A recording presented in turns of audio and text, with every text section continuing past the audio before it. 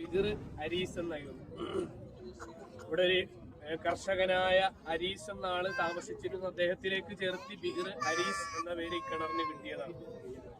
ഒരിക്കൽ നബി സല്ലല്ലാഹു അലൈഹി വസല്ലം തങ്ങളെ മദീനയിൽ നിന്ന് വൈകുന്നേര സമയങ്ങളിലൊക്കെ അങ്ങനെ അബൂ മൂസൽ അശ്അരി തങ്ങൾ വന്ന് നോക്കുമ്പോൾ നിബിതങ്ങൾ ഇവിടെ ഇരിക്കുന്നുണ്ട്. വേഗം നിബിതങ്ങൾക്ക് അവിടെ പോയി കാവലിരുന്നു. നിബിതങ്ങൾ ഏകാന്ത സിദ്ദീഖങ്ങളെ ഉള്ളിലേക്ക് കടത്തിവിട്ടോട്ടെ. നിബിതങ്ങൾ പറഞ്ഞു, ഉറപ്പായിട്ടും തീർച്ചയായും സിദ്ദീഖങ്ങളെ കടത്തിവിടണം. അതോടൊപ്പം സിദ്ദീഖിനോട് അബ്ശറൂബിൽ ജന്ന, സ്വർഗ്ഗമുണ്ടെന്ന് സന്തോഷ വാർത്ത കൂടി അറിയിച്ചു കൊടുക്കണം. സിദ്ദീഖായി വരുന്നത് ഉമർ ബിൻ ഖത്താബ് തങ്ങൾ ഇതേ ഒരു അവസ്ഥ തുടർന്നു.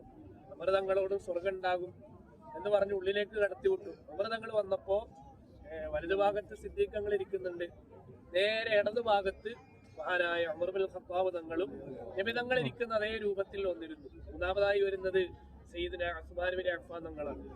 ഉസ്മാൻ തങ്ങൾ വന്നപ്പോൾ നബി തങ്ങൾ ഒരു സൂചന കൊടുക്കാൻ വേണ്ടി അബൂ മൂസൽ അശ്അരി തങ്ങളോട് പറഞ്ഞു, ഖിലാഫത്ത് കാലത്ത് കുറച്ച് പ്രയാസമൊക്കെ ഉണ്ടാകും എന്നൊരു സൂചന കൊടുക്കണം, അതോടൊപ്പം സ്വർഗത്തിന് അവകാശിയാണ് എന്ന് പറഞ്ഞിട്ട് ഉസ്മാൻ തങ്ങളെ ഉള്ളിലേക്ക് കടത്തിവിടാൻ വേണ്ടി പറഞ്ഞു. ഉസ്മാൻ തങ്ങൾ വന്നപ്പോൾ നബിതങ്ങളുടെ വലതുഭാഗത്ത് ഇടതുഭാഗത്തൊക്കെ ആളായി.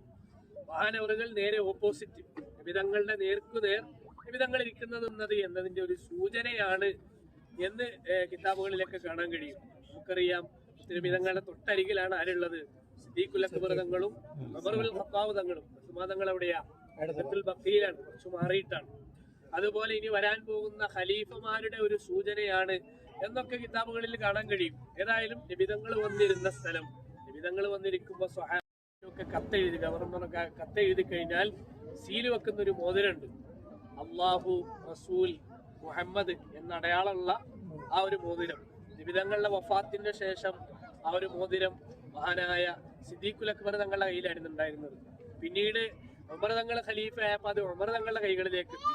മൂന്നാമതാണ് ഉസ്മാൻ ബിൻ അഫ്ഫാൻ തങ്ങൾ ഖലീഫയായപ്പോൾ ഉസ്മാൻ തങ്ങളുടെ കയ്യിലുണ്ട്. ഉസ്മാൻ തങ്ങളും വൈകുന്നേര സമയങ്ങളിൽ ഇവിടെ വരും. ഉസ്മാൻ ബിൻ അഫ്ഫാൻ തങ്ങൾ മോതിരം ഊരിയ സമയത്ത് ആ മോതിരം ഈ കിണറിലേക്ക് വീണുപോയി.